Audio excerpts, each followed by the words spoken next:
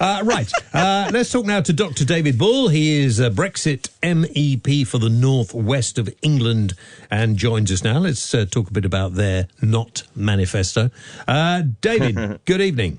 Very good evening to you, James. So Nigel decided he was not going to have a manifesto. I mean, did you all have a little input into this? Did you know that was what was going to happen or not?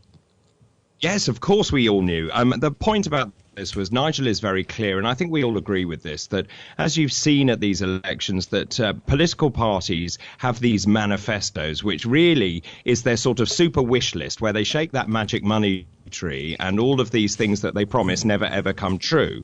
So we have produced a contract with the people. It's a briefer document, but it's a very honest document, and it's something that we can hold to account over. And I think the really interesting thing about this is that we really have, most of us aren't actually politicians by training, and what we've actually done is we've got a really good group of people with skills in all sorts of areas, and we've come together and we've formulated policy. But all the time, in the 8 months that the Brexit Party has been in existence, we've been talking to people on the ground, and we fed this up from everyone who's come up to us at all the road shows and all of the rallies that we've been doing, and we fed it up. So really it has been a huge conversation, and from that we've formulated policy. Brexit Party, you're not really aiming to be a proper political party, are you? You're just aiming to get this one thing sorted out and then you'll all go back to your day jobs.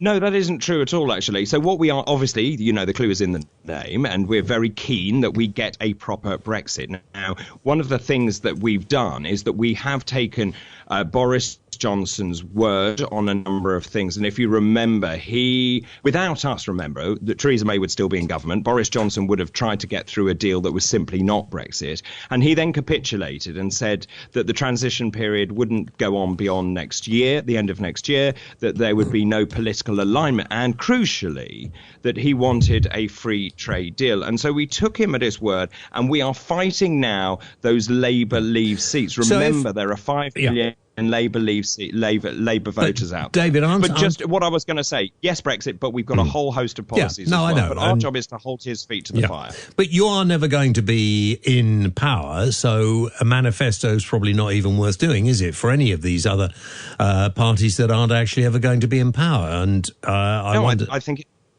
Go on. No, I think it's absolutely worth doing because, of course, you see, at the rate we're going, it could well be another hung parliament. And if that is the case, then there may be a minority government that needs the Brexit Party MPs as, to join them in a coalition. And if that is the case, then these policies, which are well thought through, will play a really significant part in that. All right.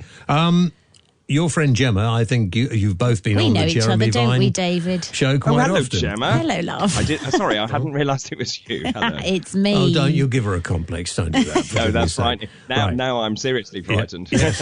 and with very good reason, because as you know, with her, you do need to take a fairly... well, I'm quite interested, when you talk about a proper Brexit. And my problem with Brexit, one of my problems with Brexit has always been that no one can agree what it is. So 1 minute Nigel Farage years ago was saying, Norway plus whatever, and then suddenly it's like no deal whatsoever and fall off a cliff, and and then it's Theresa May's deal was horrific, and then it's Boris Johnson's is worse. Oh no, Boris Johnson's is fine. And will Nigel Farage ever be happy, or does he realise that as soon as Brexit happens, he's irrelevant?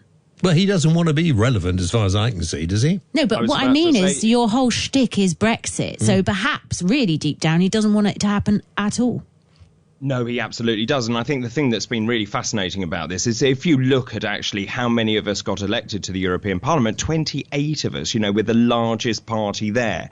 And so the whole point about this was actually to change everything, to basically to reform where we are in terms of the United Kingdom. And actually, I think one of the things that he has done is that he has listened. He has tried, he is desperate to make this happen. It has been his life's ambition. So, we are very clear in what we want. We want a really good deal, and but that's the way we're proceeding.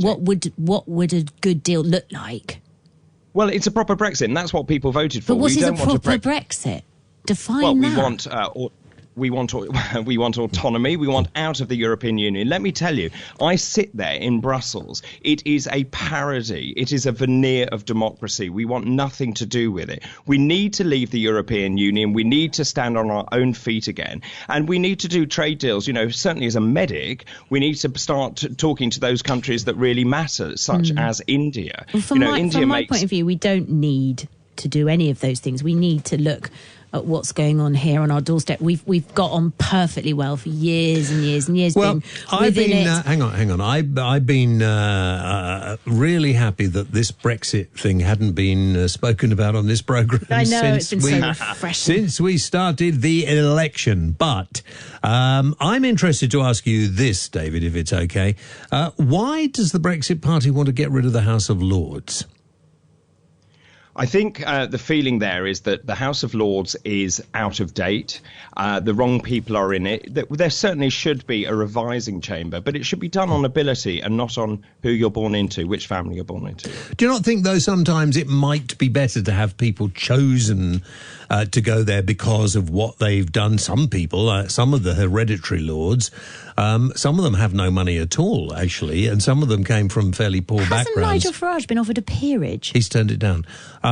There really are some people, if you like, when you go back to the beginning of democracy and parliament in this country, the only people who were politicians were those people who could afford to be and didn't need to work, weren't there? Yes, that's right. But do you think that's the right system? I don't. I'm beginning to wonder whether having career politicians is such a good idea. Maybe what I'd like to see is a politician can only do a maximum of 2 terms as an MP because you're a public servant.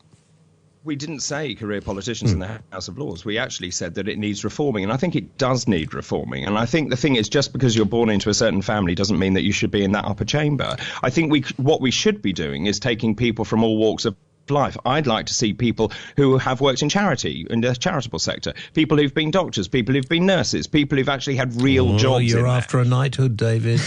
David, how many seats do you predict your party will win, if any? Well, Gemma, I don't have my crystal ball with me currently. But I mean, I think the thing is what we do know. I'm fighting Sedgefield, which is a very Leave seat. It's traditionally a very Labour constituency. If you remember, it's the seat where Tony Blair actually was elected and then went on to become Prime Minister. Now, the people here, when I've been in working men's clubs and so on, they are furious with the Labour government. They cannot bring themselves to vote Tory. And they are. Well, we hear that, David. We'll have to wait and see. Thank you very much indeed, Gemma.